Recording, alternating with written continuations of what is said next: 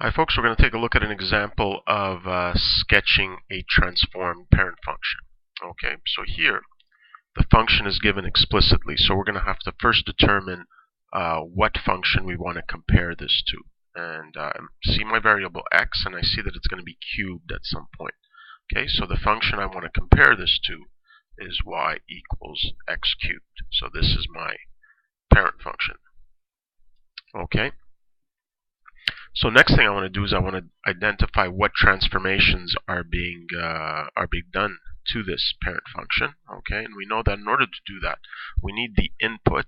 So notice here, x, the input, is what's being cubed. So in this new function, whatever's inside this bracket that's being cubed is my input, and we know that we need to have that factored so that the coefficient of x is 1. So the first thing I'm going to do before I try to identify my transformations is to factor the input to this function. So here I see that the coefficient of x is negative 0.5, so that's what I have to factor out. Okay, so here I'm left with x, and then here, since I'm dividing negative 2 by negative 0.5, okay, that's going to give me a positive, so plus, and 2 divided by 0.5 is like 2 divided by half, so that's equal to 4. Okay. So now I have the function written in a form where I can easily identify all the transformations. So before we go ahead and just transform the points, let's just describe these transformations so that we know what's happening to this function. So here, this 3, which is multiplying the output, I say multiplying the output because I've already taken the cube and I'm multiplying by 3, so that's going to be a vertical expansion by a factor of 3.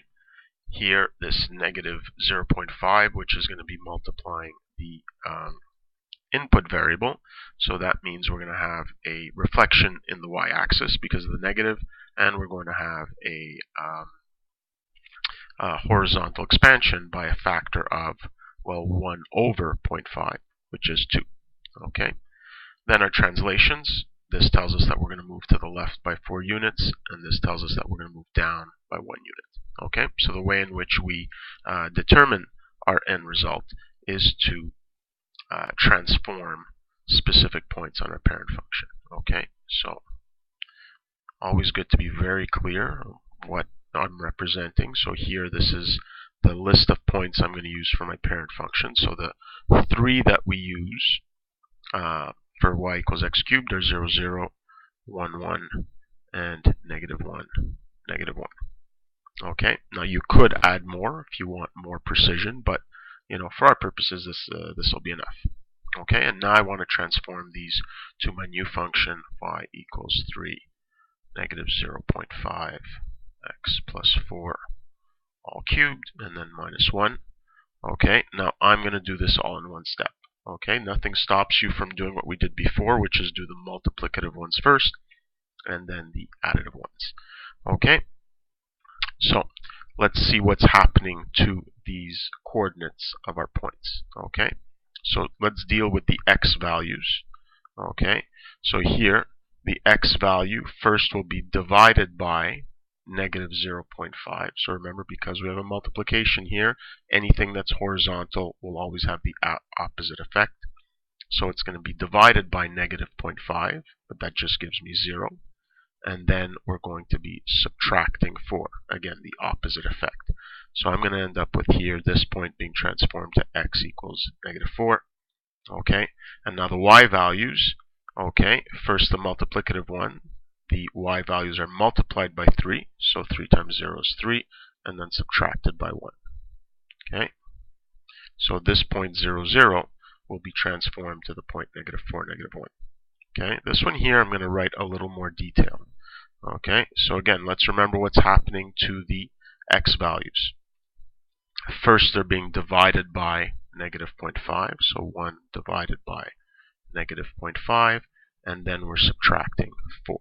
Okay, so notice we have to do it in the correct order. First the division, then the subtraction.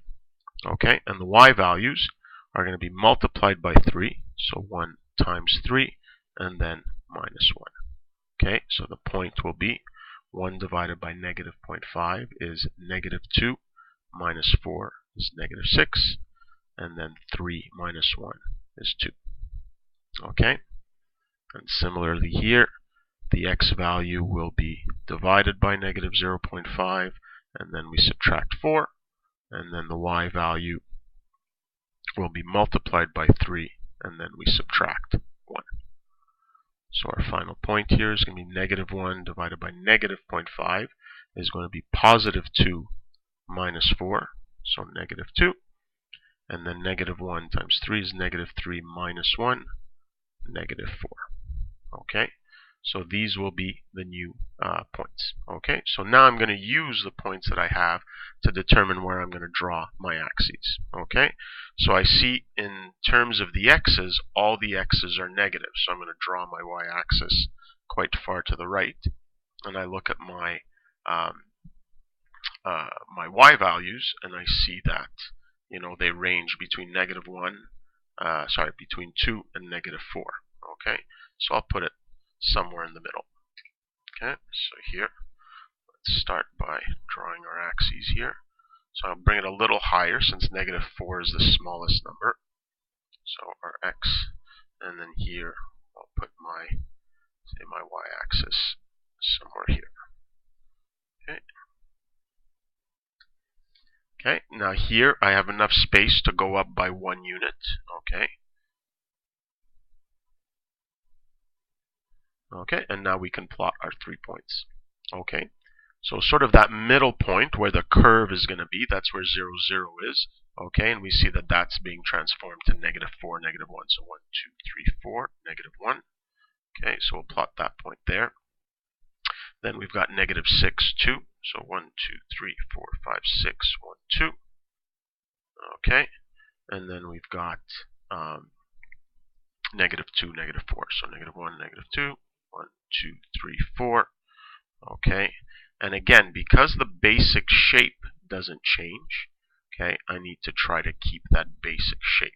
Okay, so I'm going to end up covering some of it, but let's try to, we know that it's going to keep going upwards, okay, and eventually it's going to have that shape where it curves in at that middle point, and then it'll go down that way. Okay, so that's about as good as I'm going to get here. So let me try to draw that. Okay, so again, we're not looking for perfection. Okay, probably better if I actually move this to the side. Okay, and as long as it clearly has that cubic shape, that's enough. Okay. So there you go. Let's just do a quick recap here. So step number 1, if it's given explicitly, is to identify what your parent function is. So what is it that you're transforming to get this final result? First step after that should be to factor the input if there's a coefficient in front of the x. Okay. Then take your points on your parent function and do the operations to transform them. Once you have those, set up your axes, give me your scale, sketch your points, and then draw the graph so that it has the same general shape as the parent function. Okay, that's it for this question here.